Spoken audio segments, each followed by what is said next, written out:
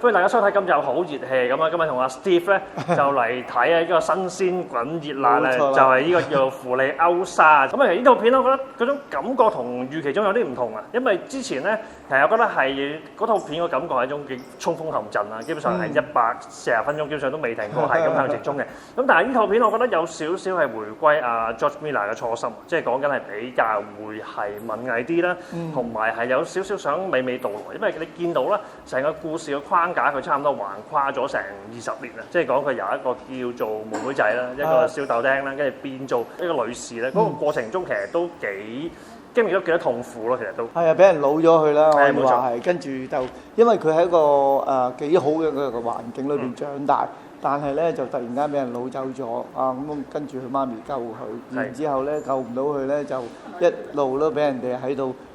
老劫咗喺度啦。咁啊，然之後長大，咁點樣去忍辱負重咁偷生咧？咁樣係呢一個過程。冇錯，我覺得其實成個故事都幾亂世浮生，因為其實上集啦，即係而家 recall 翻少少，就係講緊阿 Tom Hardy 嘅版本啦，其實都算係幾任務式啦，因為都係講緊係同幾位美女啦，即係講緊係阿葉摩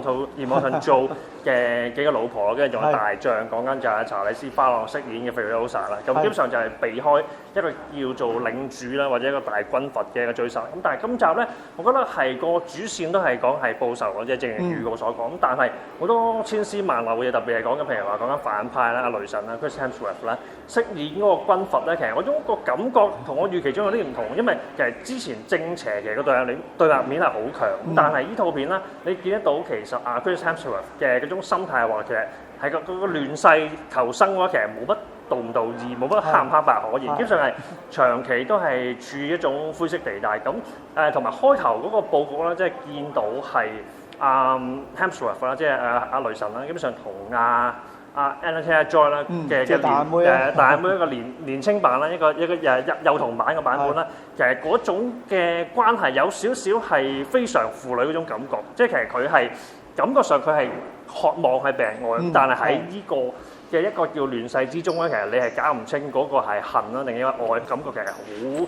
好紊亂咯。係啊，即係變咗又愛又恨咁樣，究竟係交錯成點咧？咁咧亦都有好似俾佢老咗綁架咗之後咧，養大咗之後咧，好似有一個即係我哋成日講嘅嗰個咩症候群啊？係嗰啲叫做斯德哥爾冇錯啦，係啦，即係養育咗佢咁耐，咁好似有啲感情咁喎，但係咧最終咧又要報仇喎，咁究竟嗰個矛盾位夠唔夠咧？我就覺得唔係咁充足咯。係差啲嘅一部分，係同埋覺得呢集佢走嗰種文藝風格咧，感覺上係喺嗰個故事節奏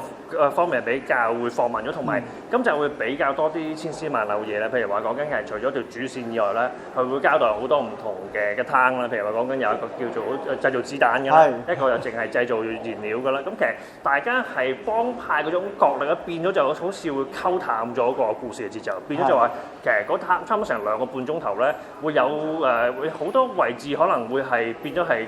碎片化啦。同埋我覺得有一樣嘢可能冇上集咁清晰，就係其實上集感覺上個焦點啦 focus 翻會喺 Tom Hardy 嘅 Mad Max 啦，同埋講緊係 Furiosa 嘅嗰段嘅少少係共患難啦嗰種嘅張力其實都幾足夠，但係今集咧有少少感覺就係話佢係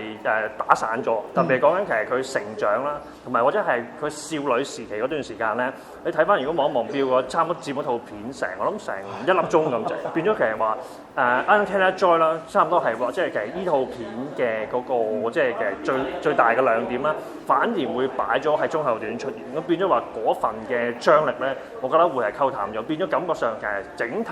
嗰個叫做瘋狂啦，或者係嗰種嘅狂怒啦，嗰種感覺咧係冇之前上集咁巔峰咯。係啊，因為上一集咧真係好瘋狂嘅，而且就算個配樂啦，或者係嗰啲音響咧，都係瘋狂啲嘅，因為有重型嘅一啲音響啦。咁啊，但係今次咧，淨係一啲重低音咧，喺嗰啲即係槍戰喺嗰啲即係車戰嘅時候咧，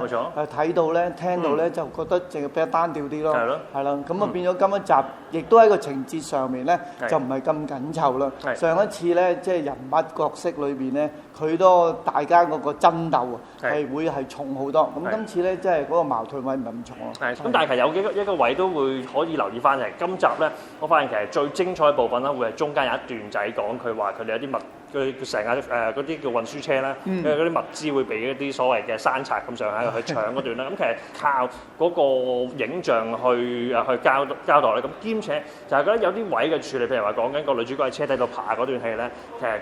無論係個緊湊性啊，或者個剪接啊，甚至其實嗰個張力嚟講，其實都睇翻到。咁但係我翻嚟講，如果你話要個規模盛大嚟講，我覺得呢套片咧，即係如果你話上集係100% 係 full power 嘅話，呢套片我諗會啱收，即係其實會個 engine 好似你冇揼到咁大腳油啊，70% 嘅張力咯。係啦，同埋今集咧都有個特色嘅，即係話佢將個公路就擺咗落去沙漠啦。係冇錯。而今次嗰個沙漠嗰啲景咧，我覺得係比上次好啲。上次沙漠景咧比較平面啊單調，咁今次咧比較立體啲，同埋好多岩石啊，有好多咁嘅斜嘅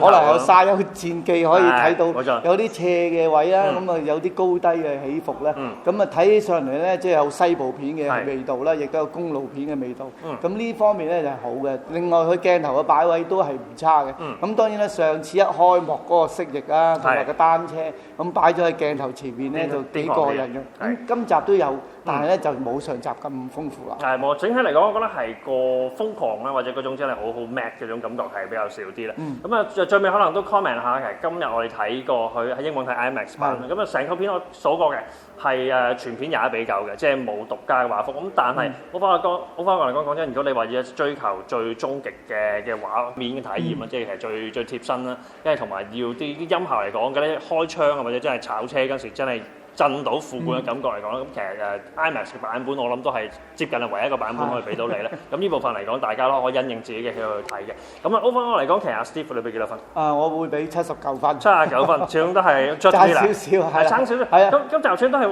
拉唔着嗰種火。如果真係上集，我會俾差唔多85分就係。係啊，會過80㗎。85分，80幾分㗎。呢集我諗真係爭翻5分啦。係唔夠。79分啱啱好啊 ，George Miller 嘅歲數啦。咁啊，係咪？又覺得咁年青。都其實阿 George Miller 以呢個年紀嚟講，其實個狀態都算幾好。咁我見佢喺康城度做訪問啊，或者係啲媒體去嬲佢傾偈嗰時，嗰個精神嗰個狀態，我諗講緊其實以佢而家當下嘅狀態嚟講，其實開多1到2集嚟講都應付到，即係起碼都踩到呢位老人家真係踩到90歲啊，起碼都要。咁啊，好似奇連伊士活咁咯。係都有得玩嘅。咁啊，呢套嘢我覺得係感覺上會係鋪緊一個叫做新嘅一個 soft reboot 系列嘅一個玩法，因為你見得到啲卡士就年輕化咗啦。咁兼且其實都唔同嘅副線都嘗試報緊，但係你話係咪個主線可唔可以同第一集去相比嚟講？呢集嚟講，我稍為跌落少少。咁其實我都係 around 都係俾76、77咁上下，我始終都係覺得唔夠嗰種狂魔。同埋始終你睇翻其實今集啲卡士咧 ，Anastasia Joy 始終都會係即係文藝嘅底嘅，所以即係無論體型啊、個氣場啊，或者係講緊其實，如果大家做翻少少 fact check 嘅話，其實 Anastasia Joy 係未考車牌嘅。咁就算而家當下見到所有揸車鏡頭，其實都係一個安全嘅一個環境去俾佢做咯。變咗話感覺上嗰種嘅投入啦，或者可能製造出嗰種嘅氣場嗰種張力嚟講啦，感覺上始終都係唔夠影后級嘅查理斯法郎，係咁就始終都係嘅，始終都要啲日子咧，可能真係啲日子去醖釀啦。即係唯一好嘅就係佢媽咪同佢個樣都差唔多，都係眼大，好似同一個 DNA 咁。係，同埋某程度上，我覺得係後生版嘅 Furiosa 仲搶貨嘅 Anastasia Joy。如果係喺我角度嚟講，係啊，佢變咗唔念對白咁樣都好正。係啊，啲眼神啊，嗰種有少少楚楚可憐，但係我又唔會輸俾你嗰種倔強嘅樣咧。喺阿 Hemsworth 嘅對手面前，反而覺得仲長貨。咁呢部分嚟講都會值得 credit 翻嘅。咁啊，大家講真今個禮拜咧睇完呢套片之後，其實都講下你哋嘅感受咧。咁今日影評嚟到呢度，如果大家中意片咧，記得 like、subscribe channel 同埋最尾撳埋鐘即 update 第一時間揾你。咁下一段影評見啦，拜拜。